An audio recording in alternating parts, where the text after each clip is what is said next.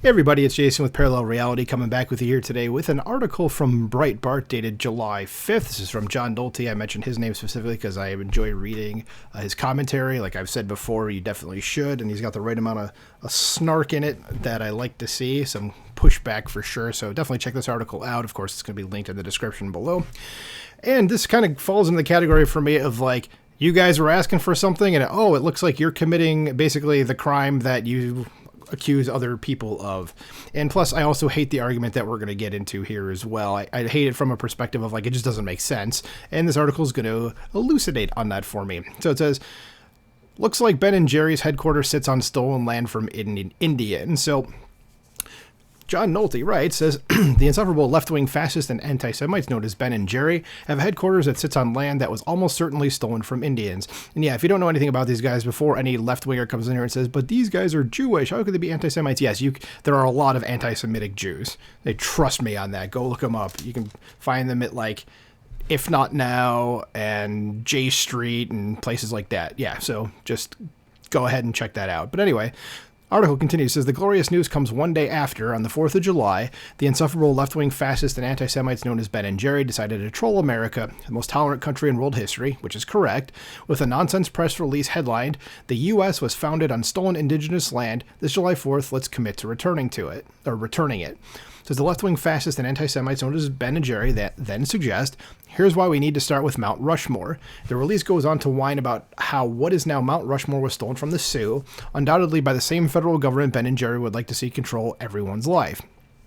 Well, according to a couple of sources, I'd like to amend that press release to say, here's why we need to start with Ben&Jerry's Vermont headquarters. Because, guess what? The left-wing fascists and anti-Semites known as Ben&Jerry likely built their own headquarters on land stolen from the Indians. Uh-oh, what do we have here? So here's an article link here that goes to it from Legal Insurrection, so go ahead and check that out. But here's a summary of something that's on there. It says, from that other article, it says, we have concluded that your company's occupation of the Abenaki lands is illegal, and we believe it is wholly inconsistent with the stated values that Ben&Jerry's purports to maintain. Ironically, in July of the last year, you announced that you would discontinue the sale of your products in Israel because you object to the Jewish state allegedly occupying Palestinian territories, and I remember that.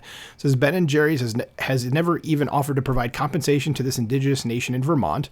Justice, morality, and boycotts are not just slogans and anti-Semitic weapons for your food company to point at the Jewish community in Israel. Justice and morality must begin at home. So, you guys are doing the thing you said you want other people to do, but you're not sticking to your own convictions. What does that mean?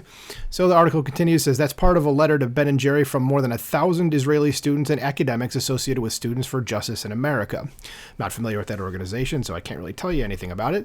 It says the letter goes on to demand that the left-wing imperialists known as Ben&Jerry immediately vacate the stolen land it occupies in South Burlington, Waterbury, and St. Albans and return that stolen land to the Abenaki people. Here's a picture of Ben&Jerry's headquarters. And I had no idea they were in Vermont. I figured with the way these guys just go off about stuff that they were somewhere in like California, Oregon, or Washington. Article goes on, says the letter explains that Ben&Jerry's imperialist company has no right to these stolen territories. Well, yeah, I mean, of course, if we don't have our right to our land, then they don't have a right to theirs either. Of course, again, they're not going to do anything about it. They're just going to complain. It says Legal Insurrection adds that the University of Vermont, which is a mere 3 miles away from Ben&Jerry's Burlington headquarters, has acknowledged this theft. It says the UVM HESA program acknowledges that the University of Vermont rests upon the traditional territory of the original inhabitants of this land, which, I mean, do they know they were the very, very, very first people? Probably not, but I get what they're trying to say. It says the Abenaki people, and the state of Vermont now occupies the lands of the Mohican and Pennacook tribes. We acknowledge that indigenous peoples were forced to leave Vermont during the 1600s, and eastern tribes were displaced by colonial expansion. So all of which goes to show how stupid this is. When it comes to how the federal government treated the American Indian, I'm second to none in my disgust. And yeah, as you know, like all the stories you hear are pretty much true.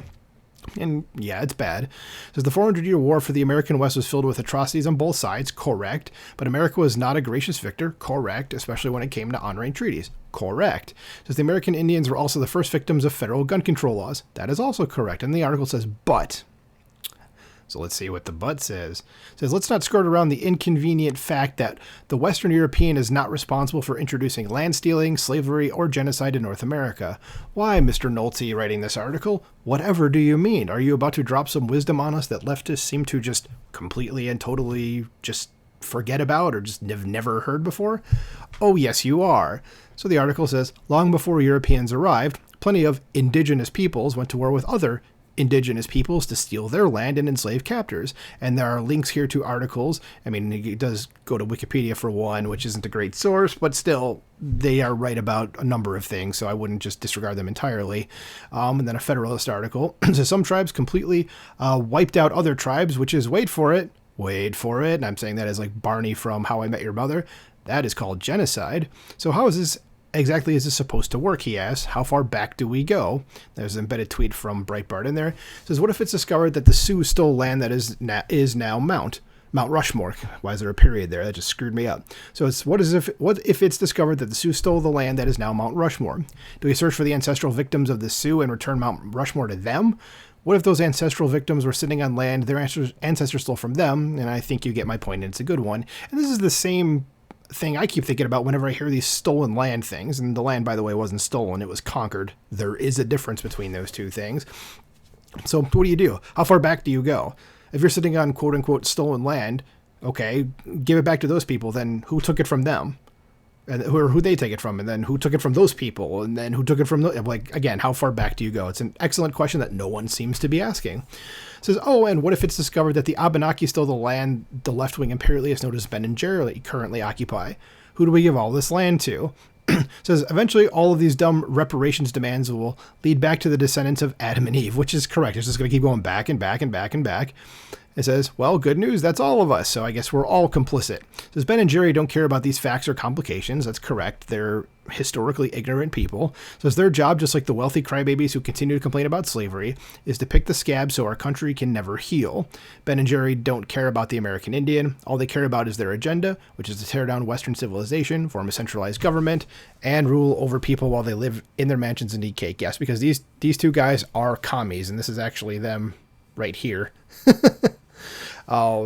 So yeah, these guys, these are communists that are totally fine living off the teat of capitalism, by the way. So are they real communists then? So yeah, what do you guys think about this? What do you think about Ben&Jerry's making yet another completely idiotic statement? Let me know in the comments below. Like, share, subscribe, and I'll talk to you soon.